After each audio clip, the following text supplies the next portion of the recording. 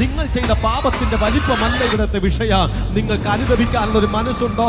ദൈവത്തിന് ഇഷ്ടമില്ലാത്ത പ്രവർത്തികളെ ഉപേക്ഷിച്ച്, ദൈവഹിതമില്ലാത്ത പ്രവർത്തികളെ ഉപേക്ഷിച്ച് കർത്തൃസന്നിധിയിലേക്ക് കടന്നു വന്ന്, പപ്പാ എന്നോട് ക്ഷമിക്കണമേ, ഞാൻ നിന്റെ മകനെന്ന പേരിന് യോഗ്യനല്ല, നിന്റെ ഒരു കൂലിക്കാരനെ പോലെ എന്നെ ആക്കണമേ എന്ന് പറഞ്ഞു കർത്തൃസന്നിധിയിൽ പ്രാർത്ഥിക്കുന്നു എങ്കിൽ, ക്രൂശിൽ കിടന്ന കള്ളൻ നീ രാജ്യത്വം പ്രാപിച്ചു കടന്നു വരപ്പെടുമ്പോൾ എന്നെ ഓർക്കണമേ എന്ന് പ്രാർത്ഥിച്ചതുപോലെ ദൈവസന്നിധാനത്തിലൊന്ന് പ്രാർത്ഥിക്കുവാനായി കഴിയപ്പെടുമെങ്കിൽ, ഇന്ന് ഈ പ്രഭാത സമയത്തിൽ എന്നെ ശ്രദ്ധിക്കുന്ന സഹോദരങ്ങളുടെ മേൽ ഞാൻ വിളിച്ചു പറയട്ടെ, നിന്റെ പാപത്തിന്റെ ബഹുത്വം കണക്കാക്കാതെ, നിന്റെ പാപം എത്ര രക്താംബരം പോലെ ചുവപ്പായാലോ, അതിനെ പഞ്ച് പോലെ ആക്കുവാൻ, അതെത്ര കടി ചുവപ്പായാലോ അതിനെ ഹിമം പോലെ വെളുപ്പിക്കുവാൻ എന്റെ ദൈവം മതിയായ ദൈവമാണ്.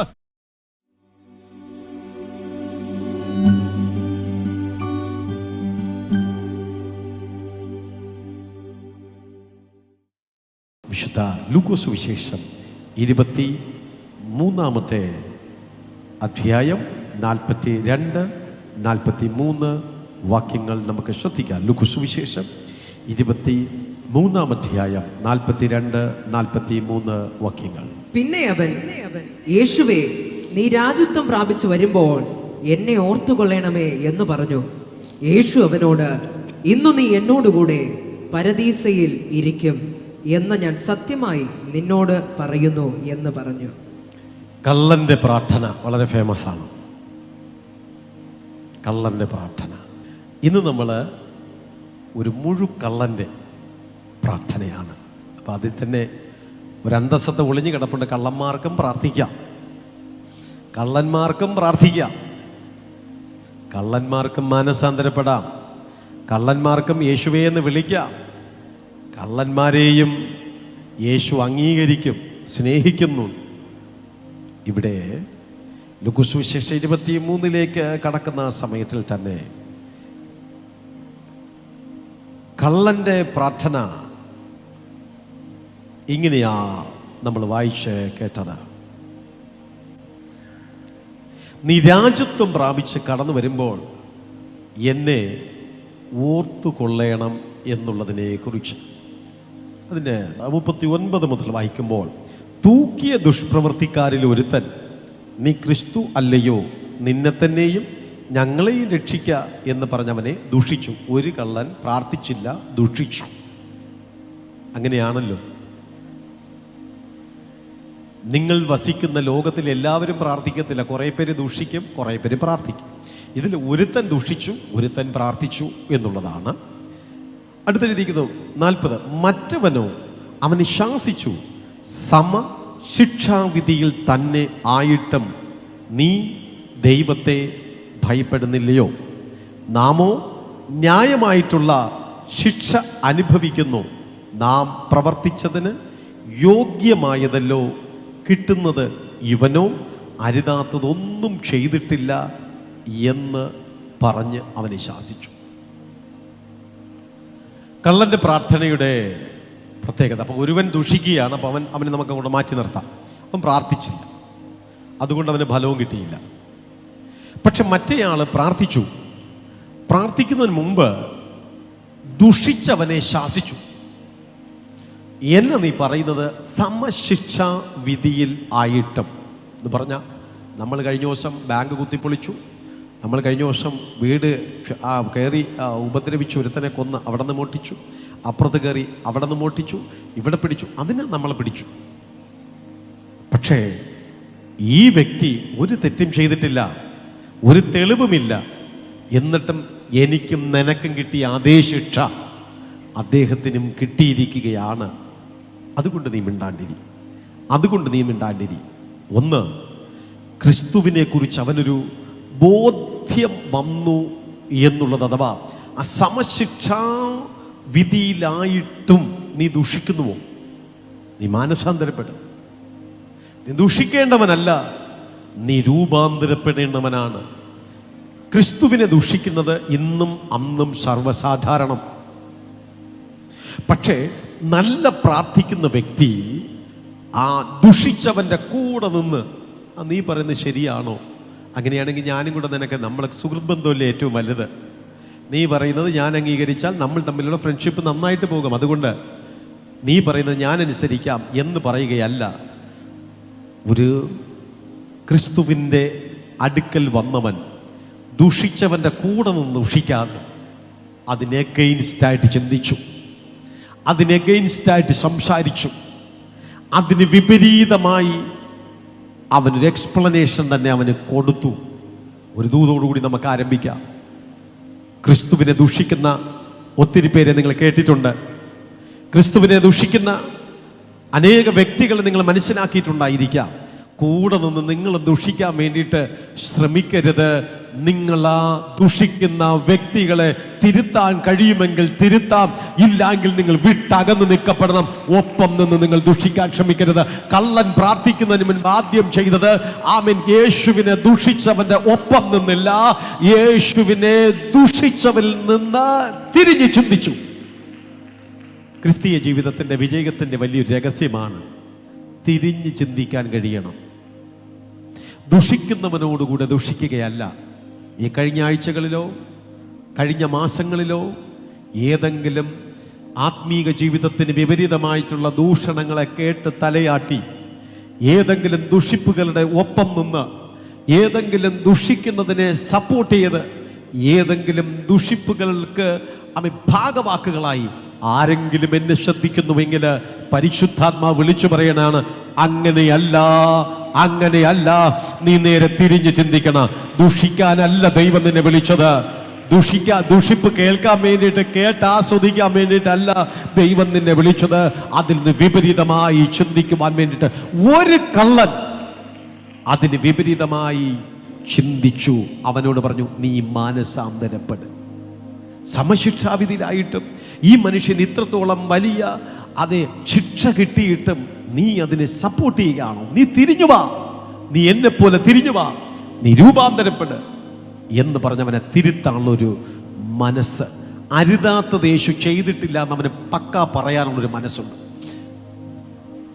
ഈ പ്രാർത്ഥനയ്ക്കകത്ത് ഒളിഞ്ഞു കിടക്കുന്ന മറ്റേ അരുതാത്തതൊന്നും യേശു ചെയ്തിട്ടില്ല എന്ന് അവന് ഉറപ്പിച്ച് പറയാനായിട്ട് കഴിഞ്ഞു.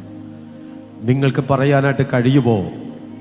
നിങ്ങൾക്ക് ഉറപ്പോടെ നിൽക്കുവാനായിട്ട് കഴിയപ്പെടമോ? എൻ്റെ ആത്മീയ ജീവിതത്തിൻ്റെ ഉറപ്പും ധൈര്യവും എനിക്കുണ്ട്. ഞാൻ എടുത്തിരിക്കുന്ന ചില തീരുമാനങ്ങൾ ശരിയാണ്.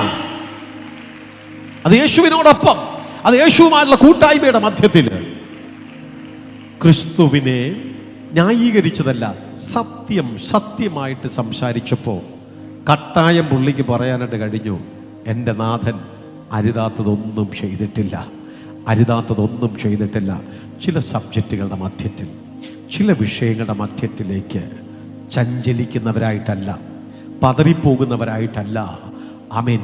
യേശുവിന് വേണ്ടിയിട്ട്, യേശുവിനെ കുറിച്ച് പറഞ്ഞത് അവൻ അരുതാത്തതൊന്നും ചെയ്തിട്ടില്ല. അവൻ്റെ പ്രാർത്ഥനയ്ക്കകത്തുള്ള ചില അനുഗ്രഹത്തിൻ്റെ ലക്ഷണങ്ങളാണ്. അവൻ്റെ അനുഗ്രഹത്തിൻ്റെ ലക്ഷണമല്ല, രഹസ്യമാണ്. അരുതാത്തതൊന്നും ചെയ്തിട്ടില്ല.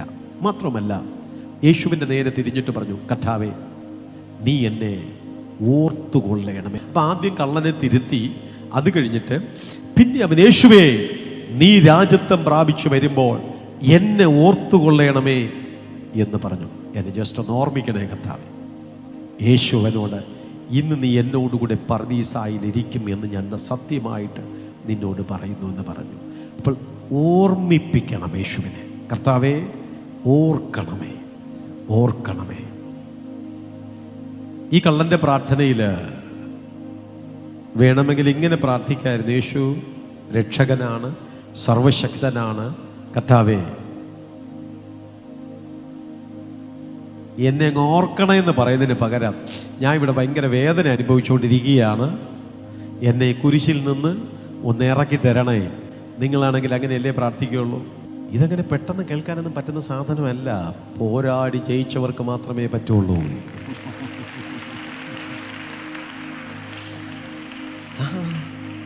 ആ ബലഹീനതയെ മനസ്സിലാക്കാനുള്ള വിശാല മനസ്സ് എനിക്കുണ്ട്. അതുകൊണ്ട് എനിക്കൊന്നും തോന്നുന്നില്ല.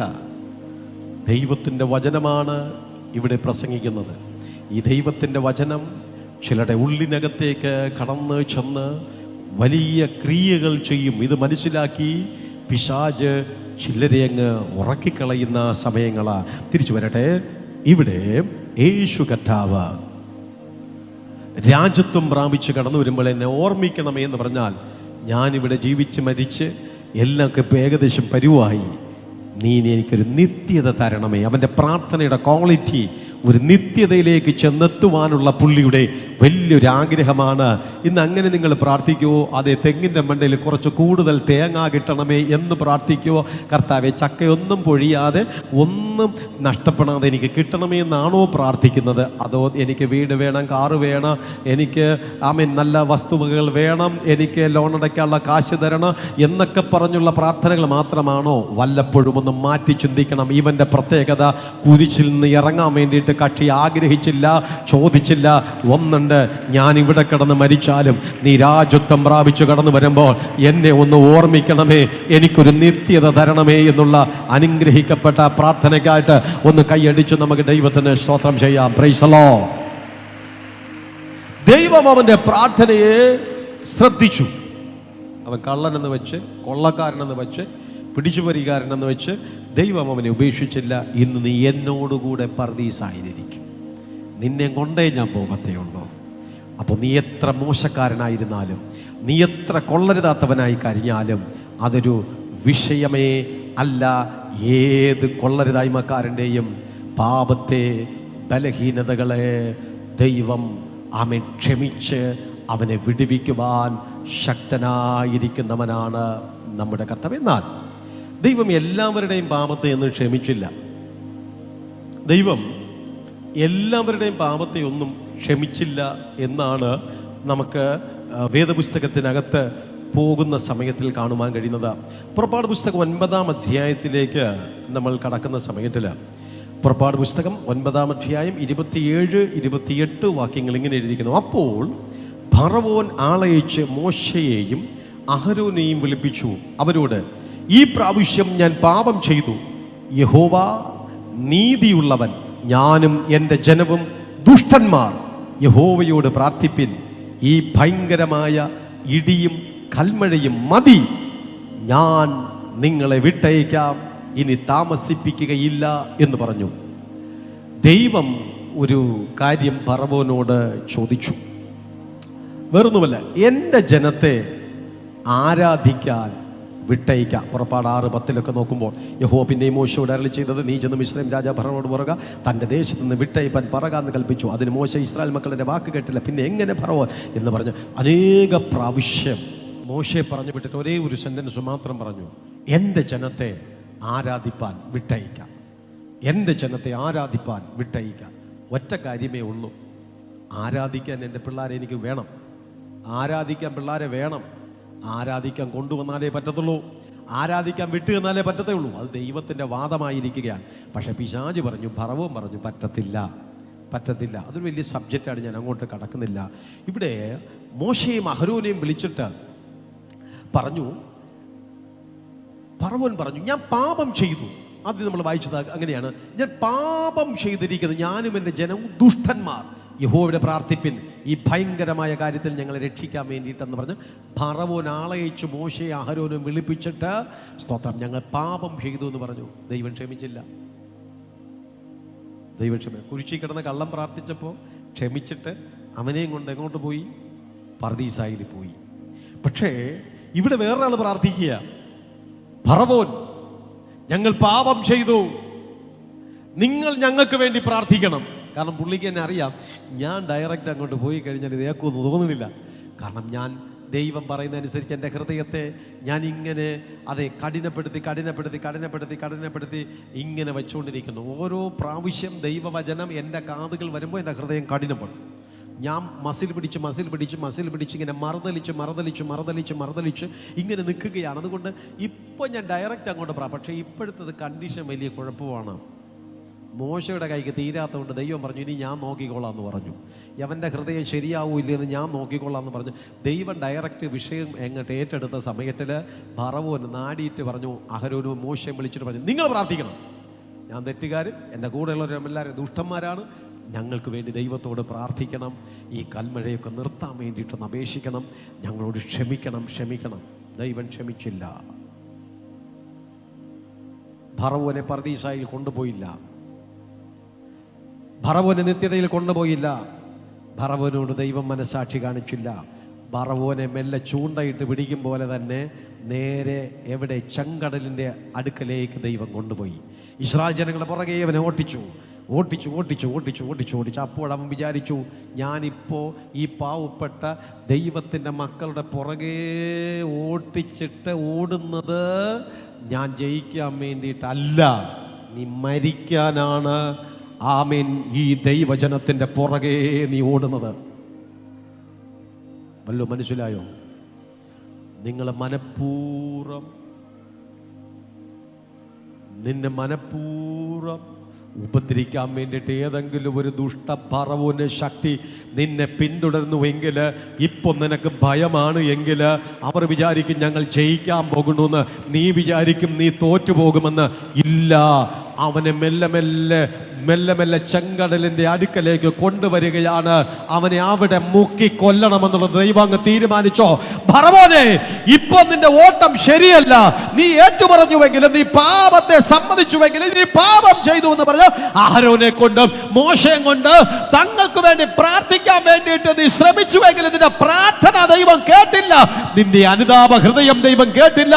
നിന്നെ ചെങ്കടലിൽ കൊണ്ടുവന്ന് മുക്കിക്കൊന്നു. ഫറവോന്റെ അന്ത്യം അവിടെ വെച്ച് നടന്നു.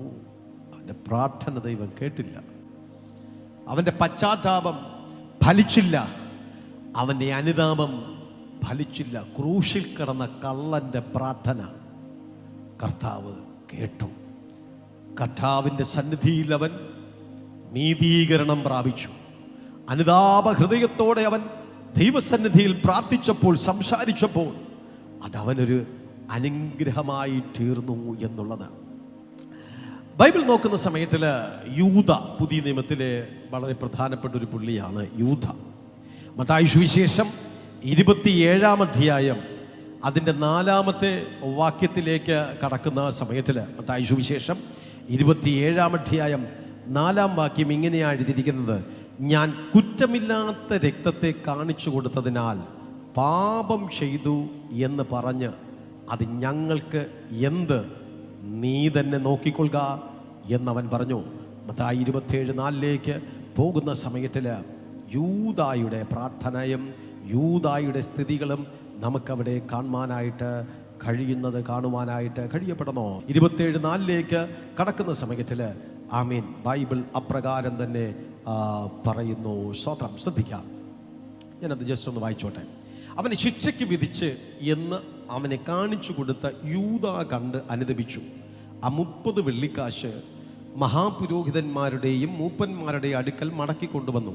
അവൻ കുറ്റമില്ലാത്ത രക്തത്തെ കാണിച്ചു കൊടുത്തതിനാൽ പാപം ചെയ്തു എന്ന് പറഞ്ഞു. അത് ഞങ്ങൾക്ക് എന്ത്? നീ തന്നെ നോക്കിക്കൊള്ളുക എന്നവർ പറഞ്ഞു. ആ വെള്ളിക്കാശ് മന്ദിരത്തിൻ്റെ നേരെ എറിഞ്ഞു. ഇത് പള്ളിക്കകത്ത് കിടക്കുന്ന പ്രാർത്ഥനയാണ്, പശ്ചാത്താപം എന്ന് വേണമെങ്കിൽ പറയാം. ഒന്ന് ക്രൂശിൽ കിടക്കുന്ന പ്രാർത്ഥന നമ്മൾ ശ്രദ്ധിച്ചു. അത് കഴിഞ്ഞിട്ട് ഫറവോന്റെ കൊട്ടാരത്തിനകത്ത് നടന്ന പ്രാർത്ഥനയായിരുന്നു, അതും ഏറ്റില്ല എന്ന് പറഞ്ഞു. ക്രൂശിൽ കിടന്ന പ്രാർത്ഥന ഏറ്റു. ഫറവോന്റെ കൊട്ടാരത്തിൽ നടന്ന പ്രാർത്ഥന ശരിയായില്ല. ഇനി അടുത്ത പള്ളിക്കകത്തുള്ള പ്രാർത്ഥന. എല്ലാവരും ഒന്ന് പറഞ്ഞാട്ടെ, എവിടത്തെ പ്രാർത്ഥന? ഒരിക്കൽ കൂടെ, എവിടത്തെ പ്രാർത്ഥന? ഒരിക്കൽ കൂടെ പറഞ്ഞ എവിടെ പ്രാർത്ഥന? പള്ളിക്കകത്ത് പ്രാർത്ഥിക്കുന്ന വ്യക്തി ഇസ്കരിയോത്ത യൂദ മന്ദിരത്തിനകത്താണ്. മന്ദിരം എന്നുള്ളത് ദൈവത്തിൻ്റെ ആലയമായിരുന്നു. യെരുശലേം ദൈവാലയം ആ കാലഘട്ടത്തിലെ പാരമ്പര്യ സഭയായിരുന്നു. പരമ്പരാഗതമായി കൈമാറ്റം ചെയ്ത് കടന്നു വന്ന ഒരു സഭ. സോളമൻ രാജാവിൻ്റെ കാലഘട്ടത്തിൽ അത് ആരംഭിച്ചു. അനേക പ്രാവശ്യം അത് പൊളിച്ചു, വീണ്ടും അത് പണിതു, വീണ്ടും പൊളിച്ചു, വീണ്ടും പണിതു.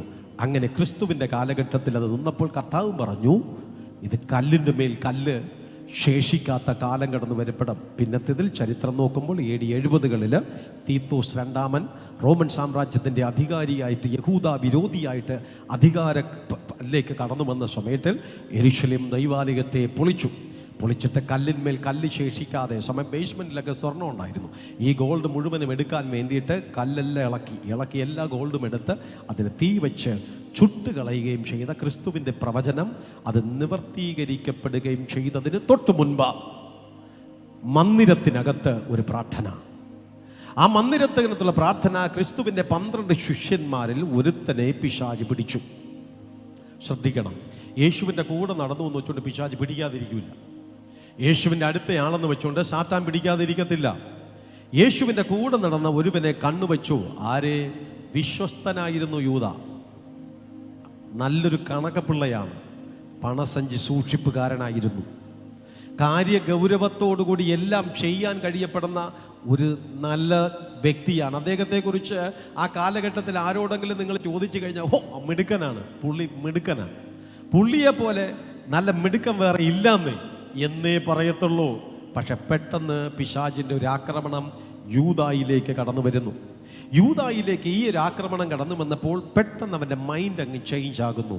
ശ്രദ്ധിക്കണമേ, എവിടെയെങ്കിലും മൈൻഡ് വേഗത്തിൽ ചേഞ്ച് ആകുമ്പോൾ, ഒരു പിന്മാറ്റത്തിൻ്റെ ലക്ഷണം തുടങ്ങപ്പെടുമ്പോൾ, ഒരു പെറുപെറുപ്പിൻ്റെ ലക്ഷണം തുടങ്ങുമ്പോൾ, ഒരു പ്രാർത്ഥിക്കാൻ മനസ്സില്ലാത്ത ഒരവസ്ഥ തുടങ്ങപ്പെടുമ്പോൾ, പള്ളിയിൽ പോകാനായിട്ട് ഒരു താല്പര്യക്കുറവ് അങ്ങോട്ട് തുടങ്ങുന്ന സമയത്തിൽ, ഭയങ്കര ദേഷ്യം പൊടുന്നനെ വരാനായിട്ട് തുടങ്ങുന്ന സമയത്തിൽ, ബാക്കിയുള്ള ലോകത്തുള്ള എല്ലാ വ്യക്തികളെ എപ്പോഴും കുറ്റം വിധിക്കലും കുറ്റക്കാരനായിട്ട് ചിത്രീകരിക്കുകയൊക്കെ ചെയ്ത് നിന്റെ മൈൻഡിനകത്തൊരു ചേഞ്ച് വരപ്പെടുമ്പോൾ, ഞാൻ ഇപ്പോൾ പറഞ്ഞ കാര്യം മറന്നു പോകരുത്.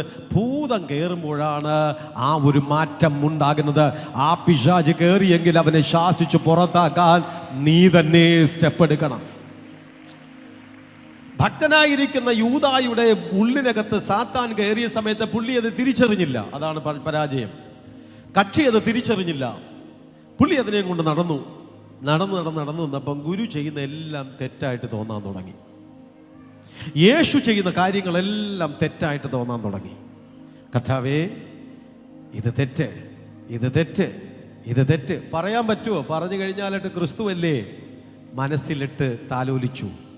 എഗെയിൻസ്റ്റ് ആയിട്ടുള്ള ചിന്തകൾ തുടങ്ങി. എഗെയിൻസ്റ്റ് ആയിട്ടുള്ള ചിന്ത തുടങ്ങപ്പെടുമ്പോൾ സ്വാഭാവികമായിട്ട് എന്ത് സംഭവിക്കും? അവൻ വേറൊരു പള്ളി അന്വേഷിച്ചു പോകും. Praise the Lord.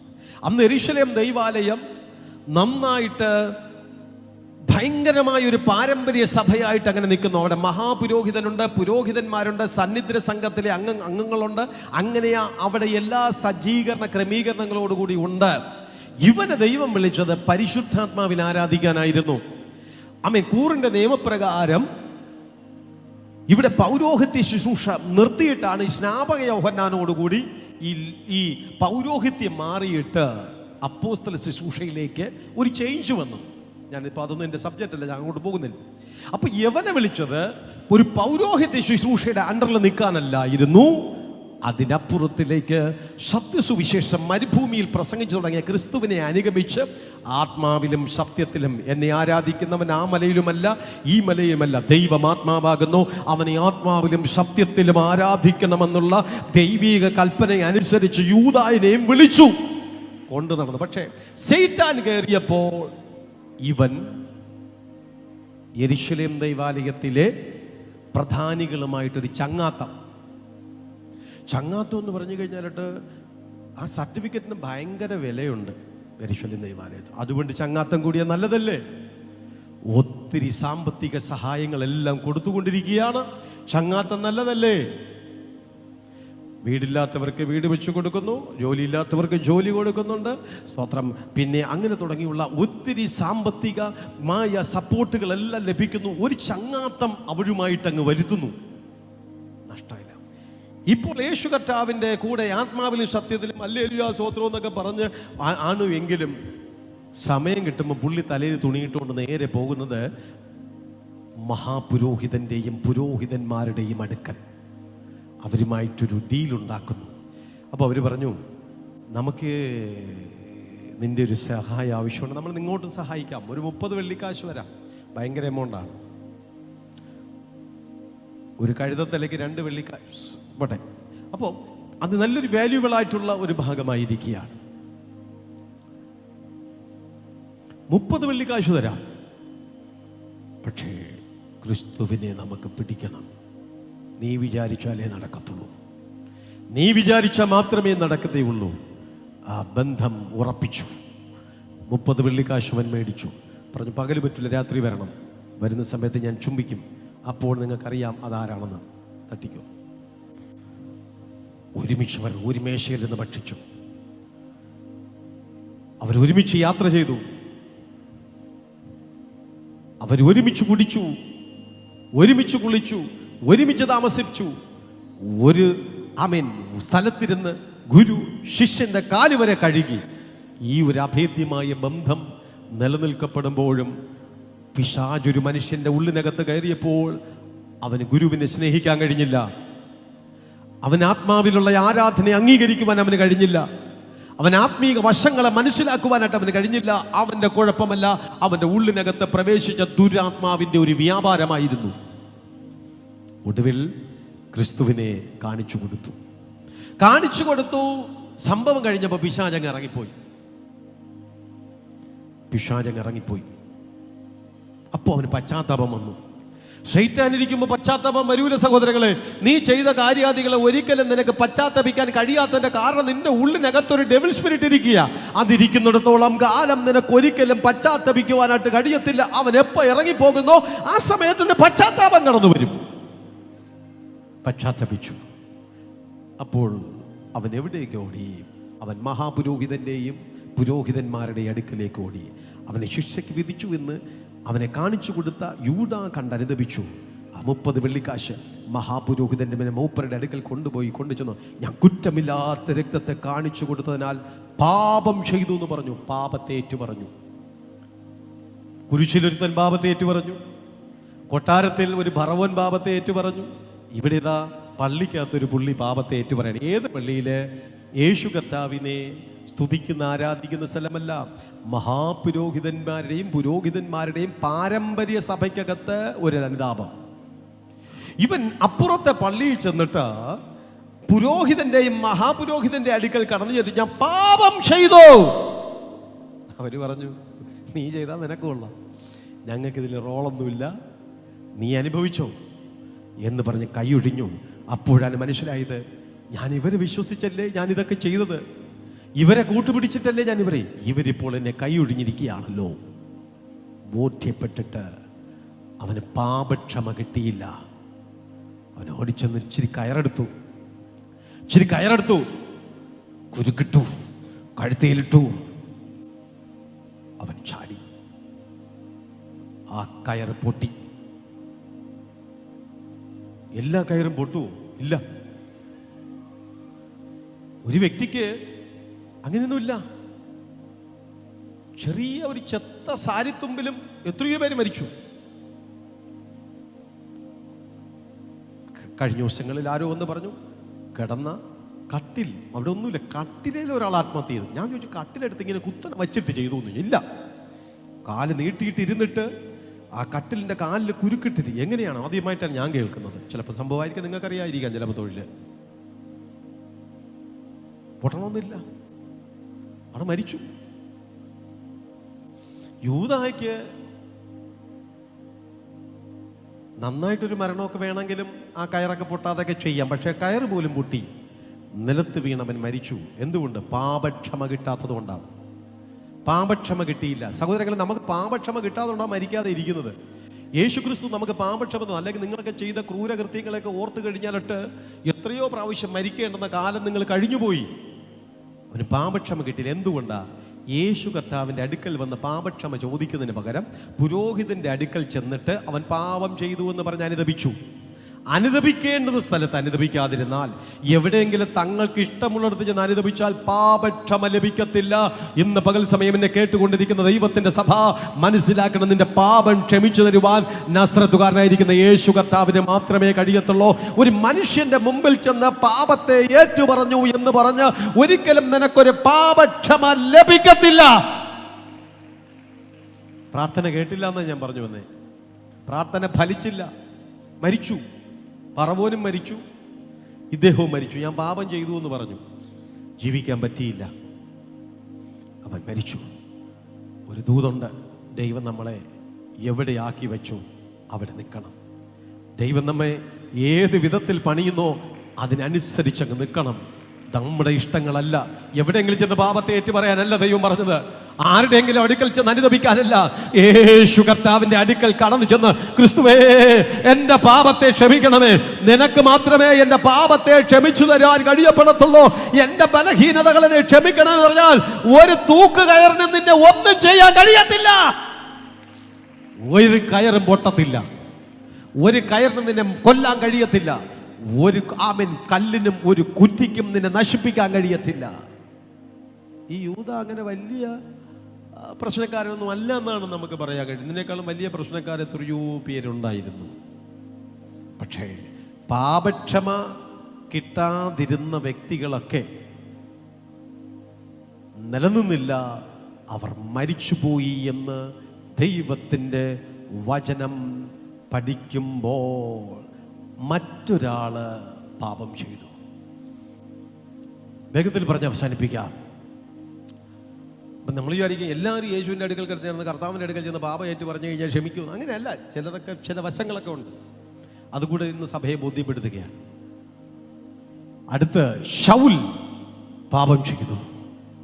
1 ശമൂവേൽ 26-ാം അധ്യായം 21, 22, 23 വാക്യങ്ങൾ ശ്രദ്ധിച്ചാലും 1 ശമൂവേൽ 26-ാം അധ്യായം 21 മുതലുള്ള വാക്യങ്ങൾ. അതിന് ശൗൽ, ഞാൻ പാപം ചെയ്തിരിക്കുന്നു, എൻ്റെ മകനെ ദാവീദേ മടങ്ങി വരിക, എൻ്റെ ജീവൻ ഇന്ന് നിനക്ക് വിലയേറിയാതെ തോന്നുക കൊണ്ട് ഞാൻ ഇനി നിനക്ക് ദോഷം ചെയ്യുകയില്ല.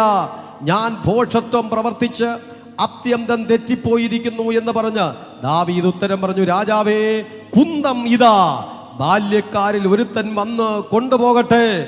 യഹോവ ഓരോരുത്തന് അവനവന്റെ നീതിക്കും വിശ്വസ്തതയ്ക്കും ഒത്തവണ്ണം പകരം നൽകട്ടെ. യഹോവ ഇന്ന് നിന്നെ എൻ്റെ കയ്യിൽ ഏൽപ്പിച്ചു, എങ്കിലും യഹോവയുടെ അഭിഷിക്തന്റെ മേൽ കൈവെപ്പാൻ എനിക്ക് മനസ്സാവില്ല. അടുത്ത പുള്ളി പറയുന്നു, ഞാൻ പാപം ചെയ്തു. ശൗലാണ് കക്ഷി. ശൗൽ എന്ന് പറയുന്ന ഇസ്രായേലിൻ്റെ 1ാമത്തെ രാജാവ്. ശമൂവേൽ പ്രവാചകൻ തലയിൽ കൈവച്ച് അനുഗ്രഹിച്ച് അഭിഷിക്തനാക്കി മാറ്റിയ ഒരു അഭിഷിക്തനായിരിക്കുന്ന മനുഷ്യനായിരുന്നു ശൗൽ. ശൗൽ പറയുന്നു, ഞാൻ പാപം ചെയ്തു. അവൻ്റെ പ്രാർത്ഥനയും ദൈവം കേട്ടില്ല എന്ന് തന്നെ നമുക്ക് പറയുവാനായിട്ട് കഴിയും. എന്തായിരുന്നു ശൗലിൻ്റേതായിട്ടുള്ള സംഭവത്തെക്കുറിച്ച് നമുക്ക് കാണുവാനായി കഴിയപ്പെടുന്നത്?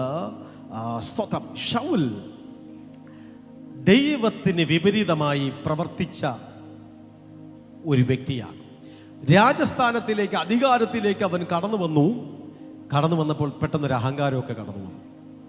തൻ്റെ തലയിൽ കൈവച്ച് പ്രാർത്ഥിച്ച സാമുവേലിനോടായിരുന്നു ആദ്യത്തെ അവൻ്റെ മുറുമുറുപ്പ്. അവൻ ആദ്യം മുറുമുറുത്തത് അമാലേക്കർ യുദ്ധത്തിന് വന്നപ്പോഴത്തേക്ക് പുള്ളിക്കാരനെ പ്രാർത്ഥിക്കാൻ വിളിച്ചു. രാജാവ് പ്രാർത്ഥിക്കാൻ വിളിച്ചിട്ട് അവൻ, പെട്ടെന്ന് വരണേ രാജാവേ, എനിക്ക് മൗന്മാരെല്ലാം ഇടിച്ച് കയറിക്കൊണ്ടിരിക്കുകയാണ്, നീ ഒന്ന് പ്രാർത്ഥിച്ചിട്ടേ ഈ പണി തുടങ്ങുള്ളൂ. ഏത്? വീടിൻ്റെ പണി, കയറി താമസം, കല്യാണം, പെണ്ണ് കാണാൻ പോക്ക്, പെണ്ണിനെ വിളിച്ചു വരുത്തത്, ജോലിക്ക് വേണ്ടി പോക്ക്, വിദേശത്ത് പോക്ക്, അങ്ങനെ ചിലതിന് നിങ്ങൾ പ്രാർത്ഥിച്ചതിന് ശേഷമേ പോകത്തുള്ളൂ, അല്ലേ? അതുപോലെ ശൗല് പറഞ്ഞു, അവനെ ഒതുക്കാൻ ശത്രുക്കളെ, അവർ യുദ്ധമാണല്ലോ രാജാക്കന്മാരുടെ ജോലി. ഹല്ലേലൂയാ, ഹല്ലേലൂയാ, യുദ്ധമാണല്ലോ. യുദ്ധത്തിന് പോകുന്നതിന് മുൻപ് നീ ഒന്ന് പ്രാർത്ഥിച്ചതിന് ശേഷമേ ഞാൻ പോകുന്നുള്ളൂ എന്ന് പറഞ്ഞു. അപ്പോൾ ശമൂവേല് ഇച്ചിരി തിരക്കിലായിരുന്നു. പുള്ളിക്കാരൻ ആ സമയത്ത് എത്തിയില്ല.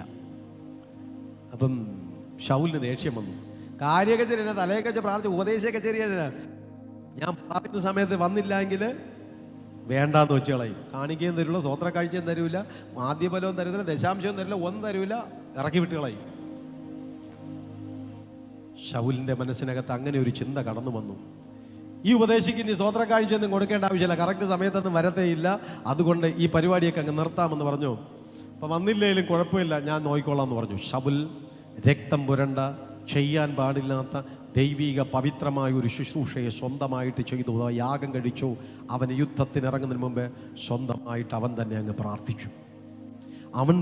പ്രാർത്ഥിച്ചിട്ട് യുദ്ധത്തിന് കടന്നുപോയി. ഒന്ന്, അവൻ്റെ തെറ്റ്. 2, ശമൂവേൽ പ്രവാചകൻ ഒരിക്കൽ ദൈവത്തിൻ്റെ ആലോചന അനുസരിച്ചു. നീ അമാലേക്യരുമായിട്ട് യുദ്ധത്തിന് കടന്നു പോകുമ്പോൾ നീ വിജയിക്കും, പക്ഷേ ഒരു കണ്ടീഷനുണ്ട്. ശപഥാർപ്പിത വസ്തുക്കളൊന്നും നിന്റെ നാട്ടിലേക്ക്, നിന്റെ വീട്ടിലേക്ക്, നിന്റെ കൊട്ടാരത്തിലേക്ക് നീ കൊണ്ടുവരരുത്. ശരി അമാനെ, ശരി. ഇത് രണ്ടാമതാണ് താമസം. ആദ്യം പോയപ്പോഴാണ് ജയം.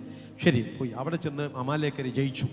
ജയിച്ച് തിരിച്ചു വന്നപ്പോൾ അവിടെയുള്ള കാളകളുടെയും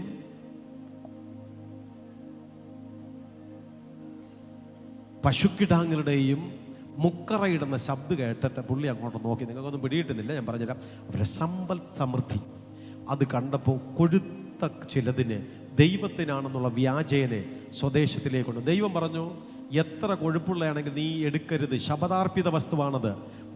നമ്മളെ നശിപ്പിക്കുന്ന സാധനം നമ്മുടെ വീട്ടിൽ വേണ്ട, നമ്മളെ തകർത്ത് കളയുന്ന സാധനം നമ്മുടെ വീട്ടിൽ വേണ്ട, നീ എടുക്കരുത്, നീ കൊണ്ടുവരരുത്. എത്ര വിലപിടിപ്പുള്ള എന്ന് പറഞ്ഞാലും, എത്ര നല്ല പ്രസത്തിനകത്തിരിക്കുന്നെന്ന് പറഞ്ഞാലും, എത്ര നല്ല കലണ്ടറിനകത്തിരിക്കുന്നെന്ന് പറഞ്ഞാലും, എത്ര നല്ല ഗോൾഡ് പൂശി എന്ന് പറഞ്ഞാലും, എത്ര നല്ല ഭംഗിയായിട്ട് ഏതൊരു ശില്പി ഉണ്ടാക്കി എന്ന് പറഞ്ഞാലും ശരി തന്നെയാണ്, നമ്മുടെ വീട്ടിൽ ചില വിഗ്രഹങ്ങൾ വേണ്ടാന്ന്, നമ്മുടെ വീട്ടിൽ ചില അന്യ ദൈവത്തിൻ്റെ രൂപങ്ങൾ വേണ്ടാന്ന് പറഞ്ഞാൽ അതിൻ്റെ ഭംഗി അതങ്ങനെ ഇരിക്കുന്നു. തന്നയാള് ഭയങ്കര സ്നേഹമുള്ള ആളാണ്, പുള്ളിക്കാരെ എന്ത് വിചാരിക്കും, ഇതൊന്നും പറയാൻ പാടില്ല എന്നാണ് അതിനർത്ഥം.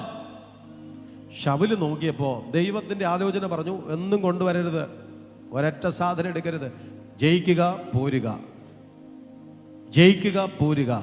പക്ഷേ കൽപ്പനയെ ധിക്കരിച്ചുകൊണ്ട്, ദൈവാലോചനയെ ധിക്കരിച്ചുകൊണ്ട് ശപഥാർപ്പിത വസ്തുക്കൾ സ്വദേശത്തിലേക്ക് കൊണ്ടുവരികയും ചെയ്തു. ദൈവവചനത്തിനകത്തും അതിനെക്കുറിച്ച് ഒരു ഭാഗം തന്നെ എഴുതിയിരിക്കുന്നത് ഇപ്രകാരം ഞാൻ വായിച്ചു കേൾപ്പിക്കുമ്പോൾ നിങ്ങൾക്കത് മനസ്സിലാക്കുവാനായിട്ട് കഴിയപ്പെടും. ശൗല് ചെയ്തത് ചില തെറ്റുകൾ തന്നെയായിരുന്നു. ശമൂവേൽ പ്രവാചകന്റെ സ്തോത്രം ദിനവൃത്താന്തങ്ങളുടെ 1-ാം പുസ്തകം 10-ാം അധ്യായം 13-ാമത്തെ വാക്യത്തിൽ, 1 ദിനവൃത്താന്തം 10-ാം അധ്യായം 13-ാമത്തെ വാക്യത്തിൽ, ഇങ്ങനെ ശൗൽ യഹോവയോട് ചെയ്ത അതിക്രമം ഹേതുവായും യഹോവയുടെ വചനം പ്രമാണിക്കയാലും വെളിച്ചപ്പാടത്തിയോട് അരുളപ്പാട് ചോദിച്ചതിനാലും മരിക്കേണ്ടി വന്നു. പാപമോചനം കിട്ടിയില്ല. ഒരിക്കൽ കൂടി ശ്രദ്ധിക്കണമേ, എല്ലാവരും കൈയടിച്ചാട്ടെ. പുള്ളിക്കാരൻ ശപഥാർപ്പിത വസ്തുക്കളെ കൊണ്ടുവന്നു. ഇനി അടുത്ത് മറ്റൊന്ന്, ഈ സാമുവേലുമായിട്ടൊന്ന് ഇടഞ്ഞപ്പോൾ, ദൈവദാസനുമായിട്ട് ശകലൊന്ന് ഉരഞ്ഞു മാറിയപ്പം പുള്ളിക്ക് ആലോചന പറയാൻ, ദൂത് പറയാൻ ആളില്ലാതെ വന്നു. ദൂത് പറയാൻ ആളില്ലാതെ വന്നപ്പോഴത്തേക്ക് ഒരു വെളിച്ചപ്പാടത്തി സ്ത്രീയെക്കുറിച്ച് കേട്ടു.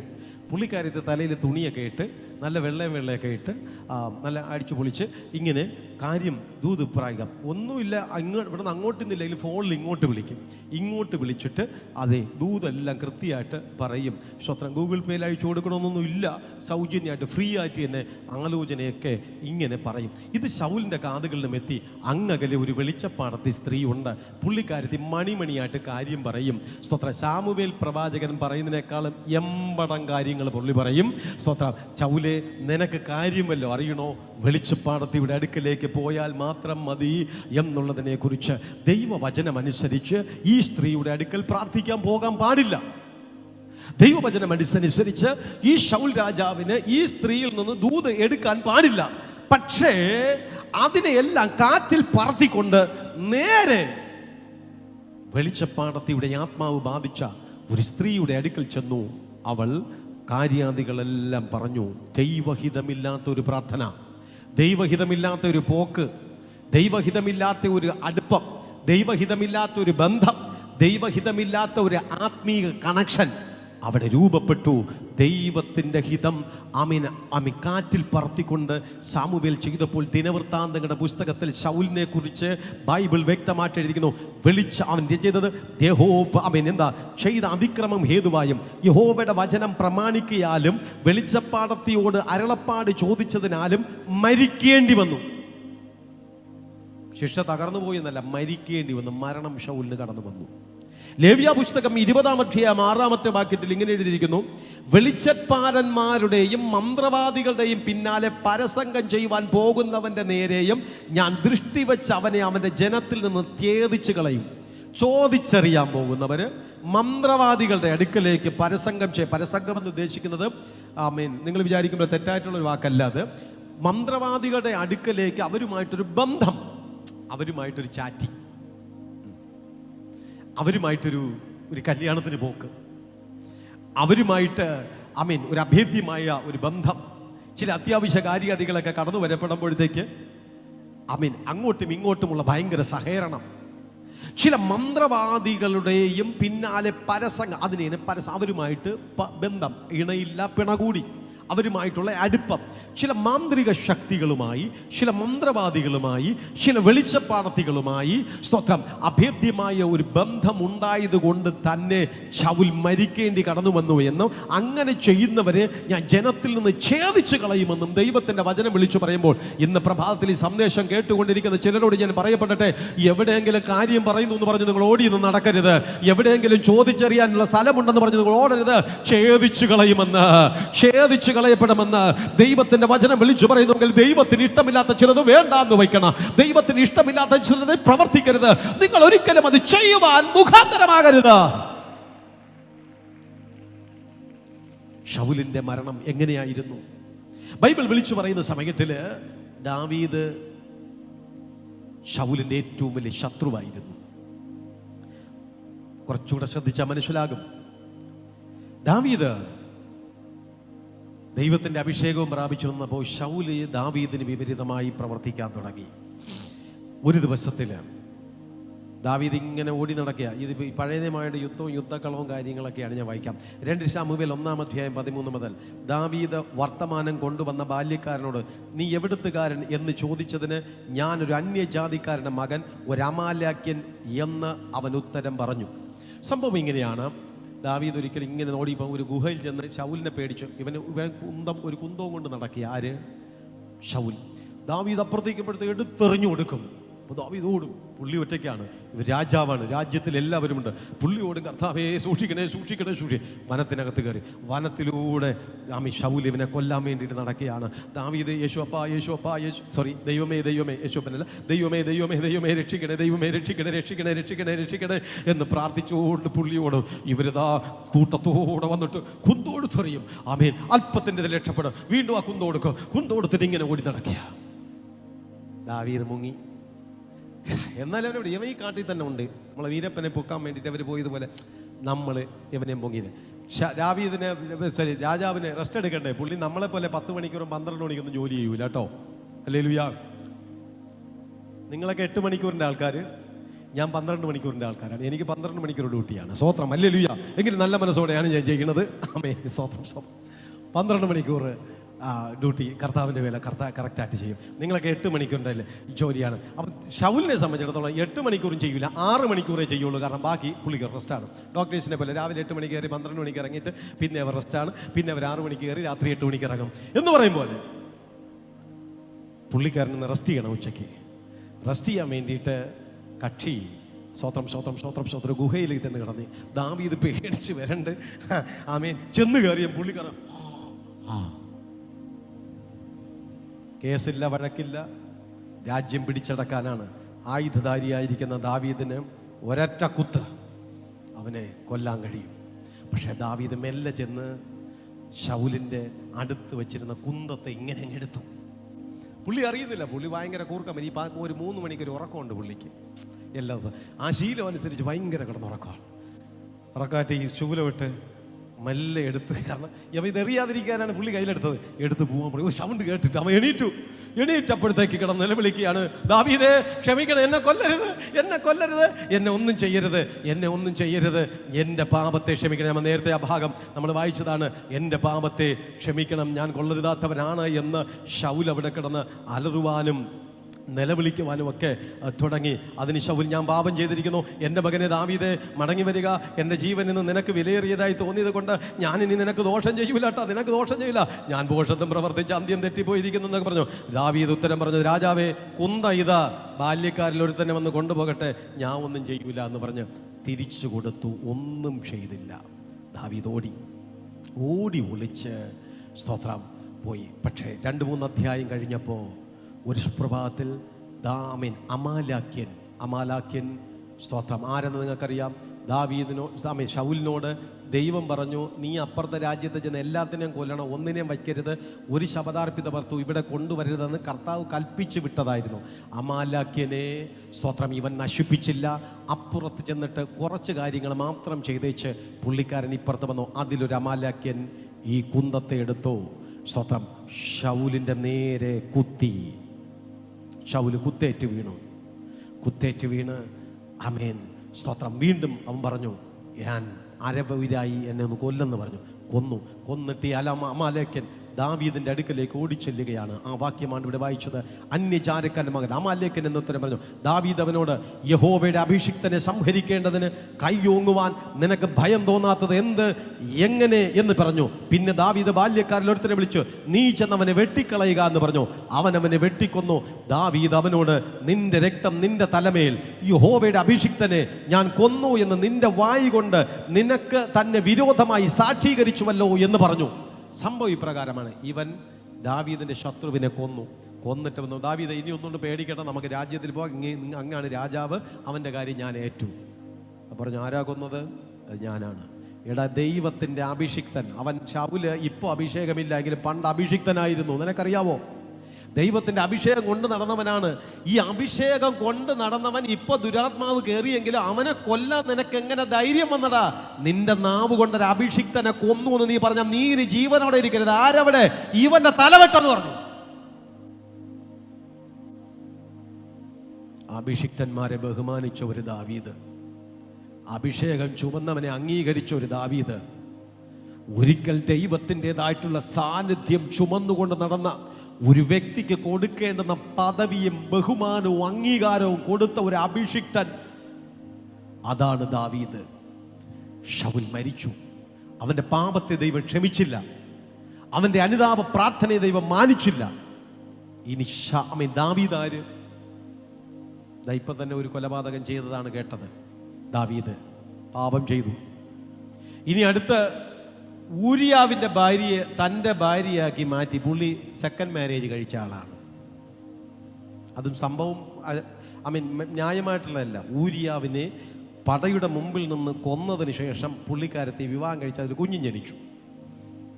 അപ്പോൾ ഏറ്റവും തെറ്റുകാരനായ ഒരു വ്യക്തിയായിരുന്നു. പക്ഷേ ദൈവത്തോട് പ്രാർത്ഥിച്ചു, കർത്താവേ, എൻ്റെ ബലഹീനതകളെ ക്ഷമിക്കണമേ, എൻ്റെ പാപത്തെ ക്ഷമിക്കണമേ എന്ന് കർത്തൃസന്നിധിയിൽ പ്രാർത്ഥിച്ചു. തനിക്ക് ദൈവത്തെക്കുറിച്ച് നന്നായിട്ട് അറിയാം. ദൈവം അവൻ്റെ പാപത്തെ ക്ഷമിച്ചു കൊടുത്തു. തനിക്കറിയാം, എന്നെ കൊല്ലാനൊരു കുന്തം കൊണ്ട് ഒരു ശൗല് നടന്നു. ആ കുന്തം ഉപയോഗിച്ച് ശൗലിനെ കൊന്നവനാണ് എൻ്റെ ദൈവം. എനിക്കൊരു ദൂത് വിളിച്ചു പറയാനുണ്ട്. നിന്നെ ഉപദ്രവിക്കാൻ വേണ്ടിയിട്ട് ആരെങ്കിലും ഒരു ആയുധം എടുത്തിട്ടുണ്ടെങ്കിൽ അതേ ആയുധം നിന്നെ നശിപ്പിക്കാൻ വേണ്ടിയിട്ട്, നിന്നെ തകർക്കാൻ വേണ്ടിയിട്ട് ഉപയോഗിച്ചിരിക്കുന്ന വ്യക്തിക്ക് നേരെ പോകുന്നവനാണ് ദൈവം.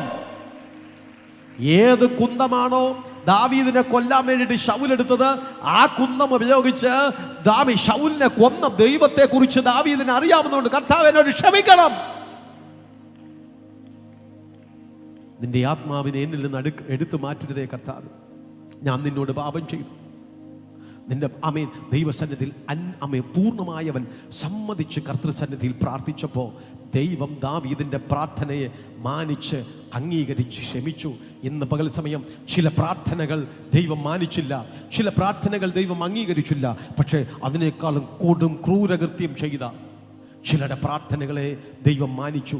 ദാവീദിന് വെറുതെ പ്രാർത്ഥനകൾ ക്ഷമിക്കുക മാത്രമല്ല, എൻ്റെ കർത്താവ് ഭൂമിയിൽ തനിക്കൊരു അഡ്രസ്സ് വേണം, ഒരു ID കാർഡ് തനിക്ക് വേണം.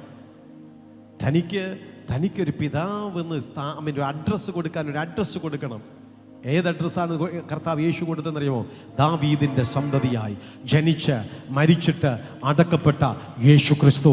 ഇതായിരുന്നു യേശു കർത്താവിന്റെ അഡ്രസ്സ്. പാപം ചെയ്തവനാണെങ്കിലും അനുദപിച്ചപ്പോൾ, ദൈവമേ എന്നോട് ക്ഷമിക്കണമേ എന്ന് ദൈവസന്നിധിയിൽ പ്രാർത്ഥിച്ചപ്പോൾ തൻ്റെ ഹൃദയപ്രകാരമുള്ള ഒരു മനുഷ്യനാണെന്ന് ദൈവം തന്നെ സാക്ഷീകരിക്കത്തക്ക വിധത്തിൽ ദാവീദിനെ മാനിച്ചുവെങ്കിൽ നിങ്ങൾ ചെയ്ത പാപത്തിന്റെ വലിപ്പമല്ല ഇവിടുത്തെ വിഷയം. നിങ്ങൾക്ക് അനുദപിക്കാനുള്ള ഒരു മനസ്സുണ്ടോ?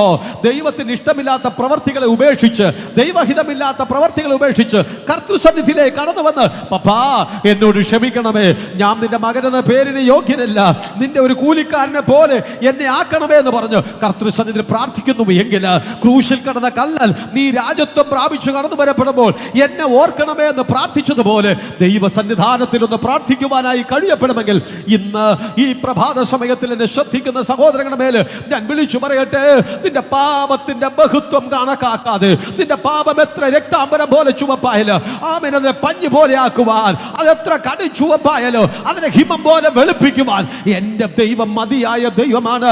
ദാവീദിന്റെ പാപത്തെ ക്ഷമിച്ച് ദാവീദിനെ തന്റെ കുടുംബത്തിനെ അംഗമാക്കി മാറ്റിയ എന്റെ ഹൃദയപ്രകാരമുള്ള മാമൻ വ്യക്തി എന്ന് ദൈവം തന്നെ സാക്ഷീകരിക്കത്തക്ക വിധത്തിൽ അവന്റെ പാപത്തെ മറച്ചവനെ രക്ഷിച്ച ദൈവം നിങ്ങളുടെ പാപത്തെയും ബലഹീനതകളെയും ക്ഷമിക്കുവാൻ മതിയായവനാണ്. പ്രാർത്ഥിക്കണം, അനുദപിച്ച് പ്രാർത്ഥിക്കണം, ബലഹീനതകളെ സമ്മതിച്ച് പ്രാർത്ഥിക്കണം.